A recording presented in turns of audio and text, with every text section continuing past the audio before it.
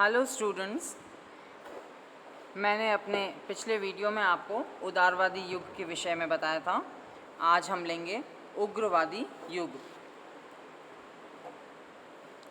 अरविंद घोष के मतानुसार हमारा वास्तविक शत्रु कोई बाहरी शक्ति नहीं, वरन हमारी अपनी शिथिलता और कायरता है। राजनीति की आराम कुर्सी पर बैठकर विदेशी सत्ता नहीं हिलाई जा सकती। एक पराधीन राष्ट्र बलिदान का मार्ग अपनाकर ही स्वतंत्रता प्राप्त कर सकता है।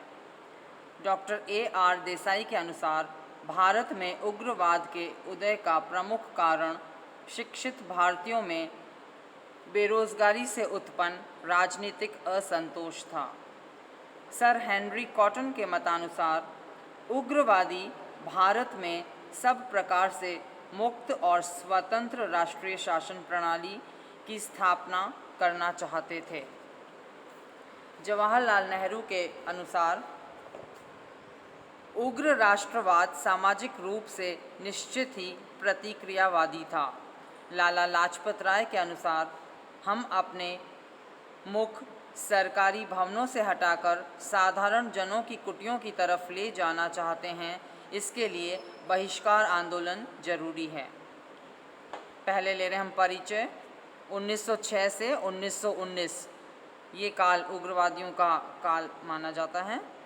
तो भारतीय राजनीति में 1885 से 1905 ईस्वी के बीच के काल में भारत और विदेशों में कुछ ऐसी घटनाएं घटित हुईं और कुछ ऐसी शक्तियां क्रियाशील हुई जिन्होंने भारतीय राष्ट्र के अपेक्षाकृत युवा वर्ग को पूर्ण स्वतंत्रता की मांग करने के लिए प्रेरित किया और संवैधानिक साधनों के प्रति अविश्वास की भावना को जन्म दिया।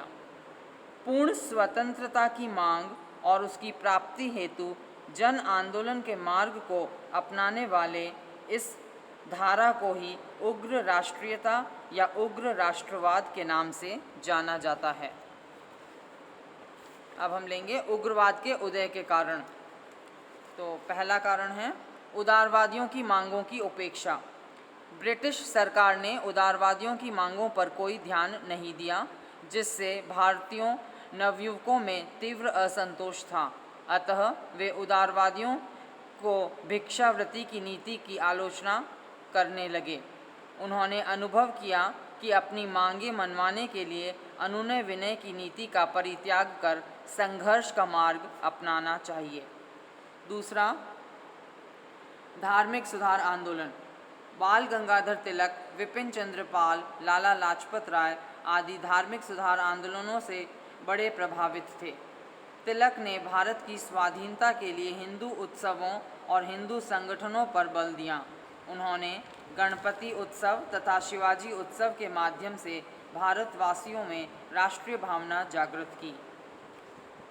अगला कारण है प्राकृतिक प्रकोप।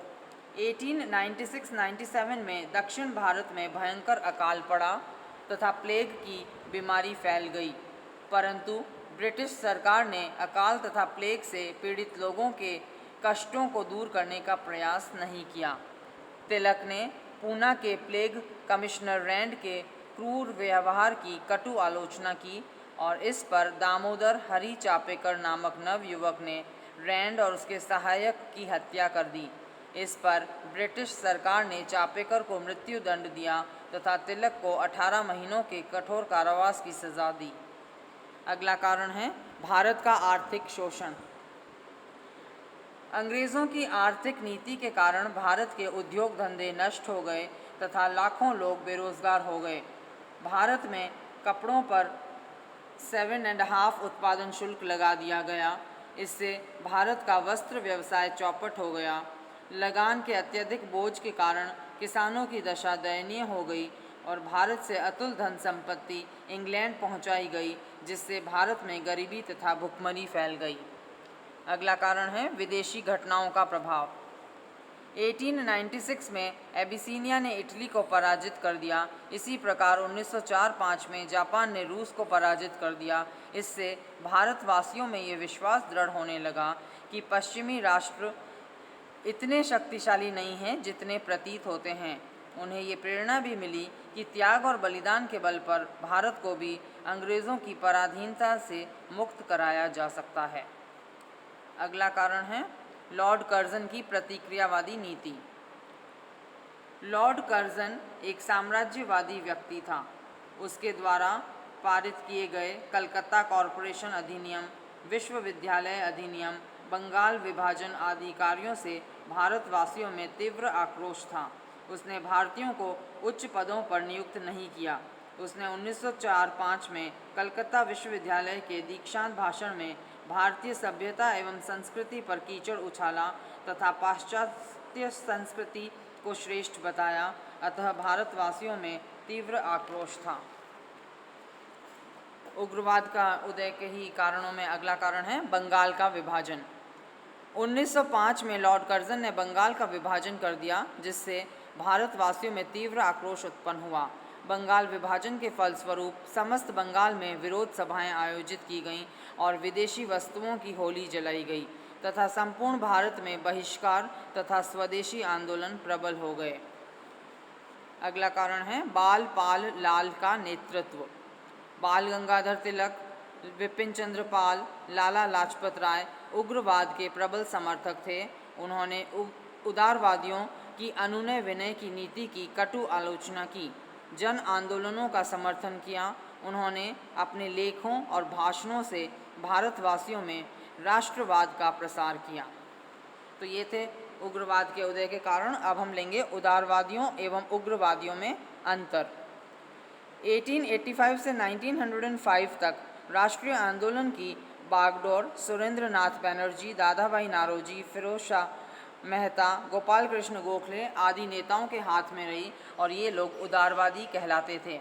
इसके विपरीत बाल गंगाधर तिलक, लाला लाजपत राय, अरविंद घोष, बिपिन चंद्रपाल आदि उग्रवादी समझे जाते थे।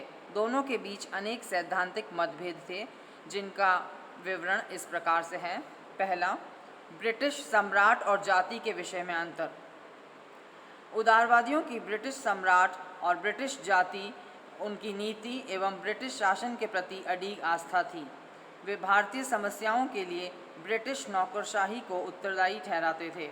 वे इंग्लैंड के उदारवादी दल तथा मजदूर दल से सहायता की आस्था रखते थे, लेकिन उग्रवादियों को ऐसा कोई भ्रम नहीं था। वे भारत की जनता तथा अपनी मातृभूमि के प्रति गहरी निष्ठा रखते थे और स्वावलंबन एवं मातृभूमि के लिए सर्वोच्च त्याग में विश्वास रखते थे। दूसरा है सभ्यता एवं संस्कृति के विषय में अंतर। उदारवादी पश्चिमी सभ्यता एवं संस्कृति से अधिक प्रभावित थे। वे पाश्चात्य सभ्यता और संस्कृति के सामने भारतीय सभ्यता एवं संस्कृति को पिछड़ी हुई मानते थे। उनका विश्वास था कि पाश्चात्य सभ्यता एवं संस्कृति का अनुसरण करते हुए भारत का उद्धार, कल्याण, विकास संभव है। उग्रवादी प्राचीन भारतीय सभ्यता एवं संस्कृति के प्रबल समर्थक थे। वे भारतीय संस्कृति की श्रेष्ठता में विश्वास रखते थे तथा उससे प्रेरणा लेते थे। उसी के अनुसार देश का नवनिर्माण करना चाहते थे। उग्रवादी वेद और गीता को प्रेरणा का स्रोत मानते थे। तिलक ने गणपति उत्सव तथा शिवाजी उत्सव के माध्यम से देशवासियों में राष्ट्रीय जागृति उत्पन्न की। अगला है ब्रिटिश शासन के विषय में अंतर। उदारवादी ब्रिटिश शासन के बड़े प्रशंसक थे। वे ब्रिटिश साम्राज्य के प्रति अटूट राजभक्त थे। फिरोज शाह मेहता के अनुसार, हम आशा करते हैं कि अंग्रेज़ जाति हमारी राजभक्ति पर विश्वास करेगी। मेरी राजभक्ति चट्टान की तरह दृढ़ है। उग्रवादी ब्रिटिश शासन के भक्त नहीं थे। वे ब्रिटिश साम्राज्य के प्रति स्वामी भक्ति के सिद्धांत के कटु आलोचक थे। वे ब्रिटिश शासन को एक अभिशाप मानते थे तथा अंग्रेज़ों को भारत से बाहर निकालना चाहते थे।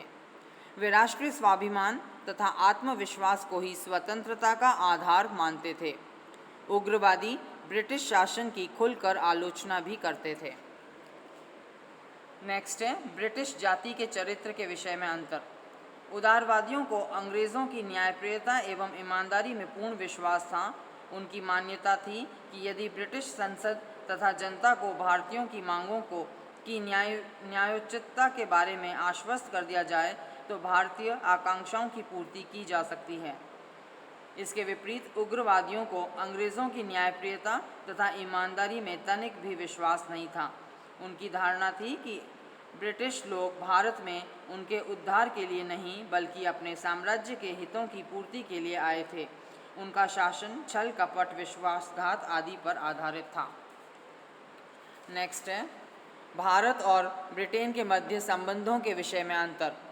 उदारवादी ब्रिटिश शासन को एक वरदान समझकर उसे भारत के लिए लाभदायक मानते थे, अतः वे ब्रिटिश शासन से संबंध तोड़ना नहीं चाहते थे। वे ब्रिटिश शासन को अनिश्चित काल तक बने रहने देने के पक्ष में थे। उनका कहना था कि ब्रिटिश शासन ही आंतरिक अशांति और बाहरी आक्रमण से भारत की रक्षा करने में समर्थ है। उग्रवादियों की मान्यता थी कि ब्रिटिश शासन के हित भारतीयों के हितों से सर्वथा भिन्न हैं। उनका कहना था कि राजनीति में न्यायप्रियता, उदारता आदि का कोई महत्व नहीं है। इतिहास आज तक कोई ऐसा प्रमाण प्रस्तुत नहीं कर सका है जहां साम्राज्यवादी शक्ति ने स्वेच्छा से अधीन जाति को स्वशासन दिया हो। अतः भारत का भविष्य तो भारतीयों पर ही निर्भर करता है। अगला कारण है स्वराज्य की धारणा और प्राप्ति के विषय में अंतर। उदारवादियों ने प्रारंभ में तो अपना लक्ष्य केवल राजनीतिक सुधार घोषित किया था, परंतु बाद में 1906 में उन्होंने भी स्वराज्य को अपना लक्ष्य घोषित किया था। उदारवादी स्वराज्य का अर्थ ब्रिटिश शासन के अंतर्गत औपनिवेशिक स्वशासन लगाते थे। इसके विपरीत उग्रवादी ब्रिटेन से संबंध विच्छेद कर पूर्ण स्वराज्य के पक्षपाती थे। वे स्वराज्य को एक नैतिक आवश्यकता मानते थे।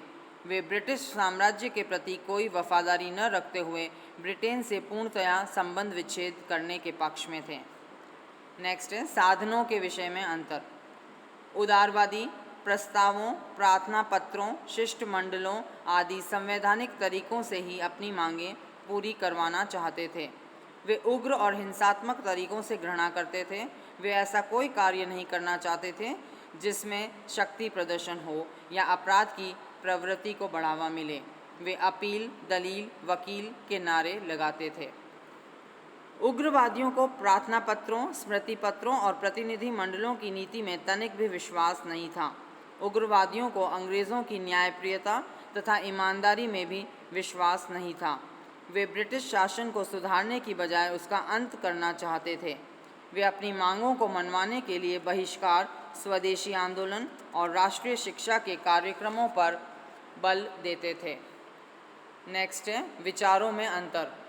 उदारवादियों का विश्वास था कि ब्रिटिश सरकार के साथ सहयोग करके कठिनाइयों और समस्याओं का निवारण किया जा सकता है तथा वांछित सुधारों को प्राप्त किया जा सकता है। वे क्रमिक सुधारों के पक्ष में थे और धीरे धीरे स्वराज्य का लक्ष्य प्राप्त करना चाहते थे। उग्रवादी देश हित के लिए त्याग, कष्ट सहन करने को आवश्यक मानते थे। वे जेल जाने से तनिक भी नहीं घबराते थे। वे पहले स्वराज्य प्राप्ति पर बल देते थे और अन्य समस्याओं का बाद में समाधान चाहते थे। तो ये थे उदारवादी और उग्रवादियों के बीच का अंतर। अब हम इसको कंक्लूड करेंगे। श्री रामनाथ सुमन ने इस संबंध में कहा है, जब हम नरम और गरम दोनों दलों की प्रवृत्तियों का विश्लेषण और अध्ययन करते हैं तो स्पष्ट होता है कि हमारे राष्ट्रीयता के विकास में दोनों एक दूसरे के पूरक हैं। दोनों हमारी राजनीति के स्वाभाविक उपकरण हैं। वे दोनों एक ही आंदोलन के पक्ष हैं, एक ही दीपक के दो परिणाम हैं। पहला प्रकाश का घोतक है तो दूसरा गर्मी का। पहला बुद्धि पक्ष है तो दूसरा भाव पक्ष। पहला जहाँ कुछ सुविधाएं प्राप्त करना चाहता है, वहाँ दूसरे का उद्देश्य राष्ट्र में मानसिक परिवर्तन करना है। लाला लाजपत राय ने लिखा है, उदारवादी ब्रिटिश शासन से अपील करते थे जबकि उग्रवादी नेता देशवासियों और अपने ईश्वर से अपील करते थे। श्रीमती एनी बेसेंट के अनुसार उग्रवादियों को सरकार के अच्छे इरादों में तनिक भी विश्वास नहीं था, जबकि उदारवादियों की आशा का आधार शासन की निश्चलता थी। नेविन्सन के अनुसार अपने उद्देश्य के कारण नहीं वरन उसे प्राप्त करने के उपायों के कारण उन्हें उग्रवादी की उपाधि प्राप्त हुई है।